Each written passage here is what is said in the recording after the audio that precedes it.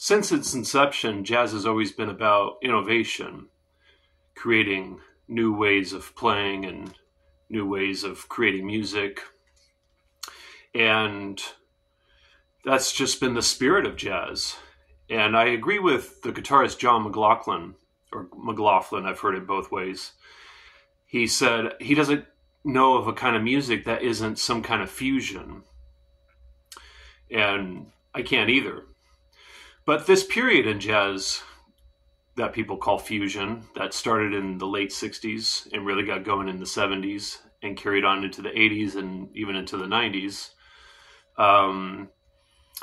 was a particular type of fusion that fused jazz with funk and rock grooves and funk and rock sounds from electric instruments.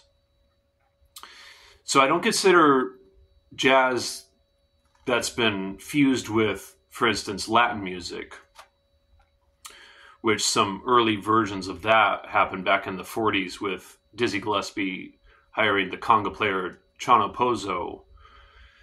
They started to have Latin influences in jazz even back to then. But that's not considered fusion.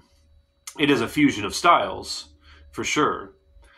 But jazz was doing that since its beginning. I mean, it was based, it was an amalgamation of spirituals, work songs, gospel tunes, on and on and on. It's an amalgamation of that, all that stuff, plus blues and classical. And so this is just a way to categorize this particular period. And so that's what I really consider to be fusion. And pretty much all of these recordings I'm going to share are jazz musicians, specifically jazz musicians, adopting funk and rock grooves and modern electric sounds. So it's a really cool period in music. And yeah, so I really consider this period a really important period in jazz. And it really carried on the spirit of jazz, even though there's a lot of jazz musicians that don't consider this period in jazz even jazz because this music isn't based on swing grooves, it's electric instruments, that kind of thing. But again, since the beginning of its inception, jazz has been about innovation, pushing the boundaries of what's accepted. And the surprising thing is this music was, like I mentioned in another video, was well received, at least some of it. Some of the bands I'm going to talk about here were signed to big record labels and they sold millions of records and were doing quite well. And this kind of music just, as far as it doing well in America, it kind of went away over time. But so, yeah, I have 10 here and I have some bonus CDs to share. And about half of these recordings I wasn't particularly familiar with until about 3 years ago. I think subconsciously I kind of avoided the whole fusion thing because my original music was coming from, me being a jazz musician using rock grooves and electric sounds and stuff. And I think maybe I was kind of fearful that I was going to get kind of boxed into the category of being another fusion guitarist, when that really wasn't the motivation behind my music. I didn't grow up listening to fusion music. So I think I kind of avoided it for a good chunk of my life.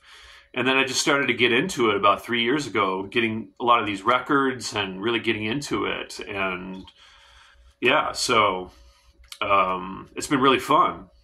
And it's fun music. It's exciting music because you have jazz musician level musicianship with these really cool grooves and sounds. So I'm going to actually, you know what? I'm going to go in opposite order here. I'm going to start with my top 5 because I think these are really the cream of the crop. Not that there weren't some other great ones, and I'm going to get to those. But this is, I think, really the cream of the crop. And I should say before I dive into the records real quick, so Miles Davis, Charles Lloyd, Gary Burton, the saxophonist Cannonball Adderley. They all started to push the boundaries of jazz with electric instruments and different kinds of grooves in the 60s. So it wasn't just Miles Davis. You know, a lot of times people cite him as the innovator of fusion music. But like any style of music, it's never just one person, right? Especially something as monumental as fusion music. Something that really grabbed on and took off. I mean, for instance, Cannonball Adderley, this was actually an inspiration for Miles to get into the fusion thing. One of many sources of inspiration for him. Cannonball Adderley, who was previously in Miles's band, had Joe Zawinul, the leader or one of the leaders of Weather Report, in his band playing electric keyboards. And Miles heard that and started to kind of get him thinking in that direction. So there was all these different musicians creating in the 60s, late 60s, adopting new kinds of grooves, funk and rock grooves, and new kinds of sounds. So, but yeah, so all these records I'm going to get into here are from the 70s. And yeah, so to dive in, I'll start with my number one. What the heck? And really, it's not necessarily my number one all-time favorite, but it's right up there. I keep coming back to this one, and it's actually one of the fusion records I had, about 10 years ago. There's not many of them in this pile that go back that far for me. So it's the great Weather Report, Heavy Weather. This is, I think, one of their best. It's often cited as one of their best. The way it's recorded it's beautifully recorded. The playing is stellar. It's got Jaco Pastorius on bass. And I should say Weather Report, the two main leaders were Joe Zawinul and the saxophonist Wayne Shorter. And, both those guys were straight ahead jazz musicians before getting to the fusion thing. Acoustic jazz. And Joe Zawinul was actually classically trained as well.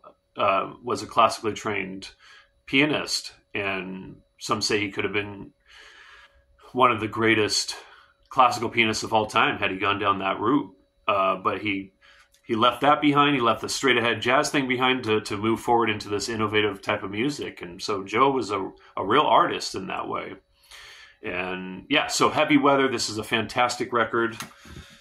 And this is equally a fantastic, well, all these are fantastic, but this is the group led by Chick Corea, the keyboardist.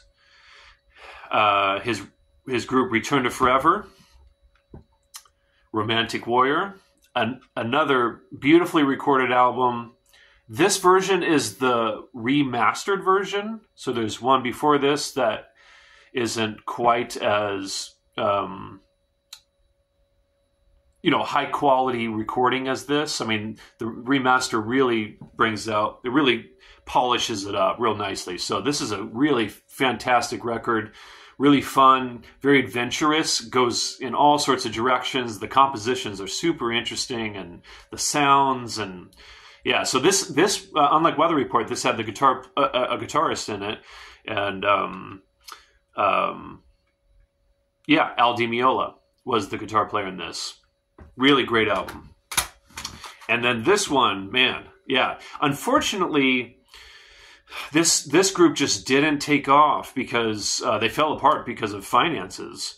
Even though this is just as good as all the other fusion bands, it's just they're not usually cited as one of the great fusion bands of all time because they didn't really last very long. They really just did this one record. There's another one called $1 Million Legs, which just isn't as good as this. But this is Tony Williams' group with Alan Holdsworth on guitar. Believe it. Yeah, this is just burning fusion. Lots of soloing and improvising. Pretty minimal compositional material with this. Just a lot of playing. Whereas the Romantic Warrior, Return to Forever, that was heavy compositional material in that one. All right, and then I've had this one for a long time. Miles Davis's Bitches Brew. So it seems like this record is for people kind of split down the middle. Some people just can't get into this. I a jazz critic, I think Stanley Crouch, said this. He's listened to it drunk, he's listened to it sober, he's listened to it on LSD, and he just can't get into this record. When I first heard this record, I loved it immediately. So, I mean, it's out there. You know, it definitely is experimental, but really fantastic. Yeah.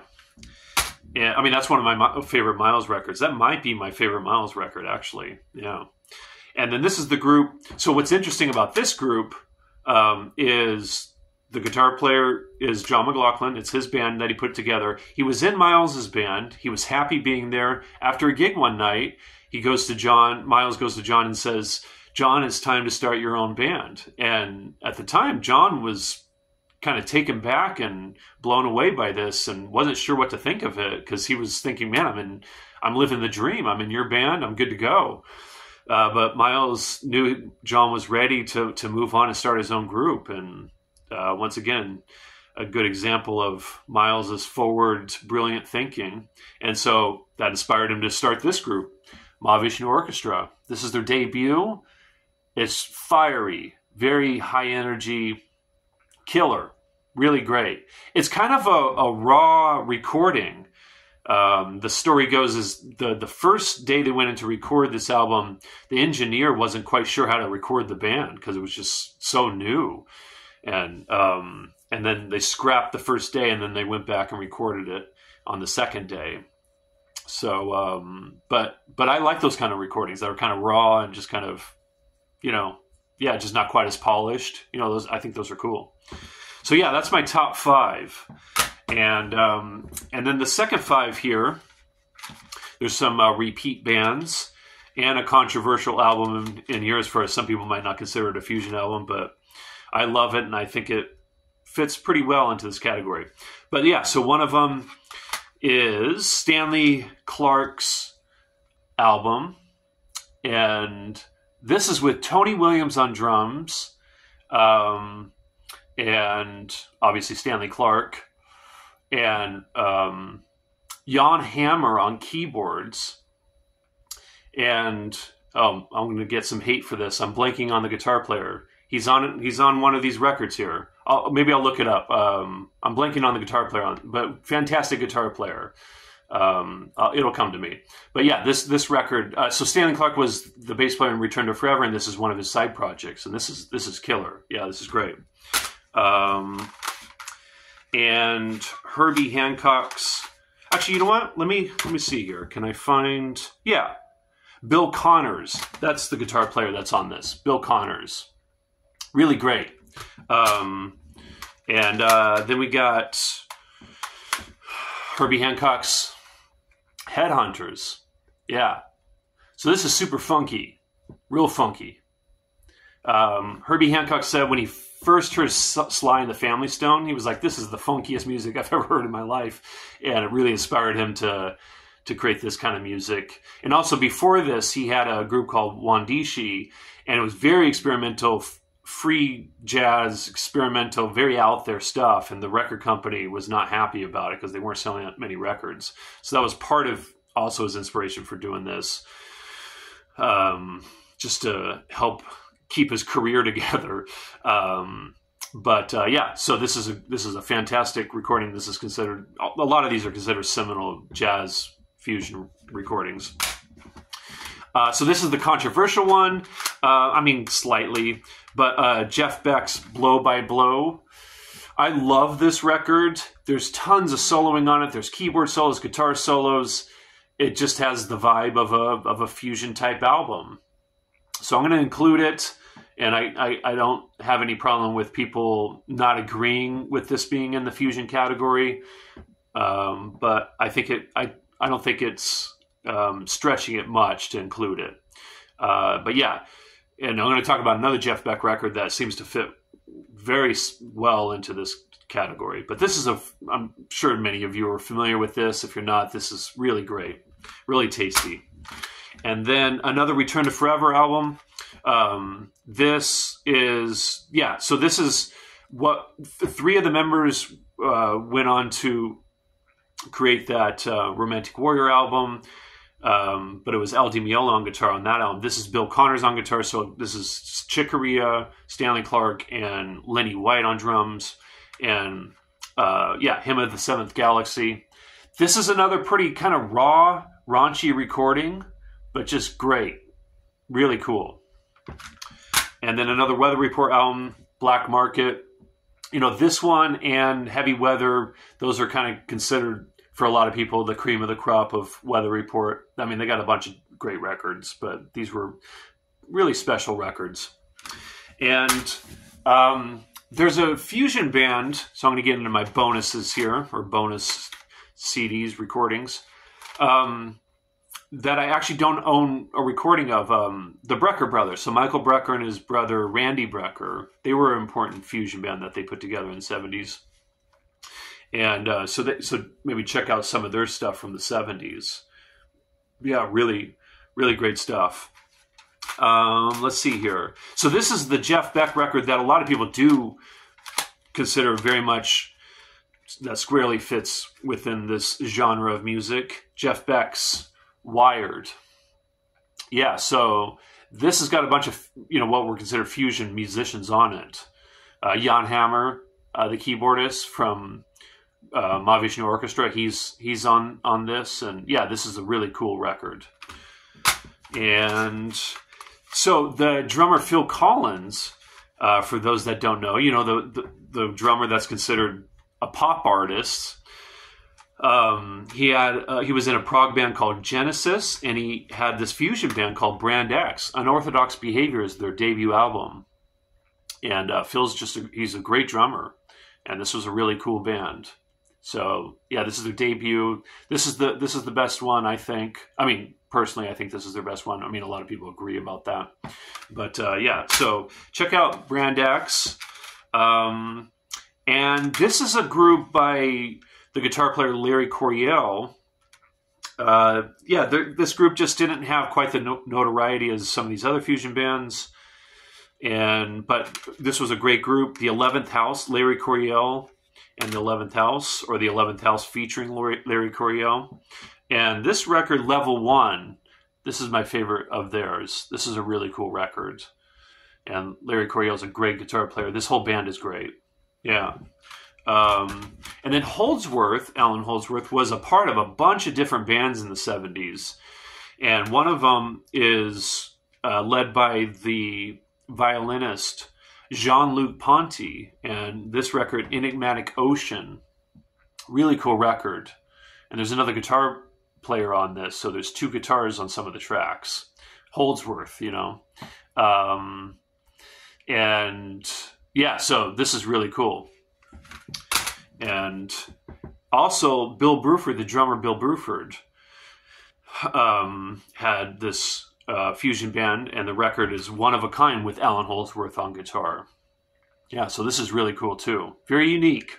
A lot of these records, pretty much all of these records, are very unique and pretty innovative. A lot of these are very innovative for the time. And yeah, so I think fusion music very much fits within what is considered jazz, and fusion is just one era of jazz. And yeah, really great stuff. I'm really glad that I got into this music. I'm also kind of glad I ignored it. I mean, except for like a handful of these recordings, I wasn't familiar with a lot of these. So I'm kind of glad I ignored it, because I think it helped my original music to not be attached to the fusion thing. But I'm glad I got into it later, because it's such fun, interesting, exciting music with just stellar musicianship, and my favorite combination of high-level musicianship with high level of artistry. It's my favorite combination. Yeah, so I'm going to get into some modern jazz stuff in a future video. And if you're not familiar with this music, I highly recommend getting into it. Really great stuff.